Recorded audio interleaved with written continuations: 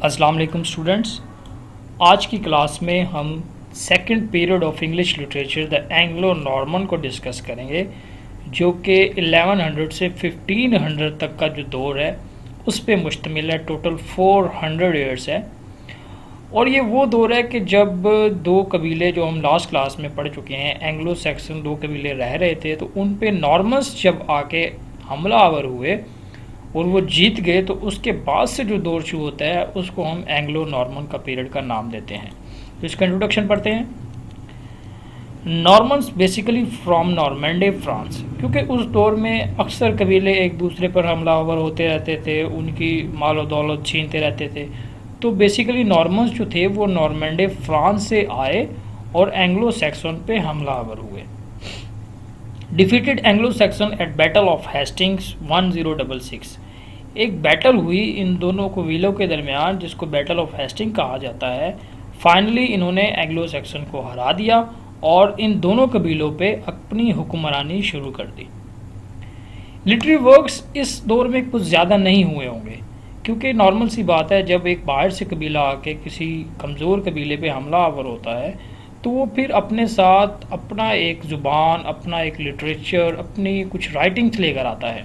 तो इसी तरह नॉर्मन्स जो थे वो भी अपने साथ अपने स्कॉलर्स, अपनी ज़बान, अपना लिटरेरी वर्क्स लेकर आए थे। तो इस दौर में इंग्लिश ज़ुबान के ऊपर कुछ ख़ास काम नहीं हुआ। तो जो थोड़ा बहुत काम हुआ है उसको हम डिस्कस करते हैं।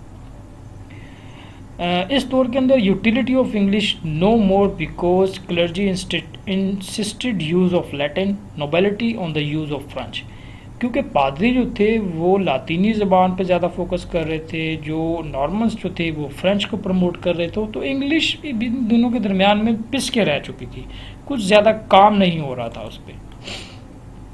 The romances borrowed from French and Latin deal with stories of king Arthur and war of try. इस दौर में कुछ रोमांसेस लिखी गई। वो रोमांसेस बेसिकली फ्रेंच और लैटिन ज़बान की जो स्टोरीज़ जो थी किंग आर्थर और वॉर ऑफ ट्राय की, उनसे बोरो करके और उनको एक किस्म का इंग्लिश की ज़बान में ट्रांसलेट करके लिखने की कोशिश की गई। अच्छा, इस दौर में क्योंकि क्लर्जी मैन का या चर्च का बहुत ज़्यादा होल्ड था, तो इस दौर में रिलीजियस चीज़ें बहुत ज़्यादा लिखी गई। इस दौर के अंदर दो किस्म के प्लेस लिखे गए, मिरेकल प्लेस और मोरालिटी प्लेस। मिरेकल प्लेस ऐसे प्लेस थे जो creation of man and his downfall, इस पूरी के ऊपर डिस्कस किए जाते थे या प्ले किए जाते थे। और मोरालिटी प्लेस जो थे वो स्ट्रगल थी between powers of good and evil. तो ये रिलीजियस थीम्स इस दौर के अंदर भी ज़्यादा उठाई गई, क्योंकि ज़्यादातर चर्च का होल्ड था और क्लर्जी मैन जो थे वो सुपीरियर थे। तो ज़्यादातर जो रिलीजियस चीज़ें थी वो लिखी जाती थी। इस दौर में जो राइटर्स पाए जाते हैं उनमें नंबर 1 जो है वो है विलियम लैंगलैंड। विलियम लैंगलैंड जो थे, उनकी एक पोइम थी जिसका नाम था a vision of pierce the Plowman.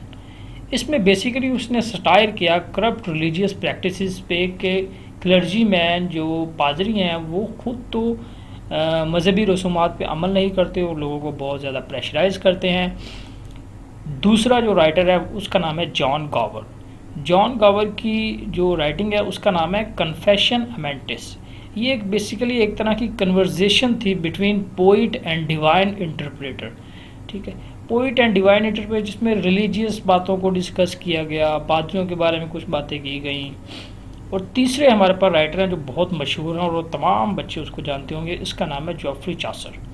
ये फादर ऑफ इंग्लिश पोइट्री है। इसने पोइट्री की बुनियाद रखी। इंग्लिश पोइट्री की एक मशहूर पोएम जो इसकी कैंटरबरी टेल्स और स्टोरीज ऑफ पिलग्रिम्स, इसने पिलग्रिम्स की स्टोरीज़ लिखी कैंटरबरी टेल्स के अंदर, कि जैसे वो पिलग्रिम पे जा रहे हैं और सारी उनकी डिस्कशन हो रही है उस दौर की। तो उसके लिहाज से इसने इंग्लिश में उसको लिखा, तो इसलिए हम जॉफ्री चासर को फादर ऑफ इंग्लिश पोइट्री भी कहते हैं। तो ये आज की क्लास थी। उम्मीद है आप लोगों को इस पीरियड के बारे में कोई सवाल नहीं होगा। अगर किसी को कोई क्यूरी है तो काइंडली वो कमेंट में ज़रूर बताएं। शुक्रिया।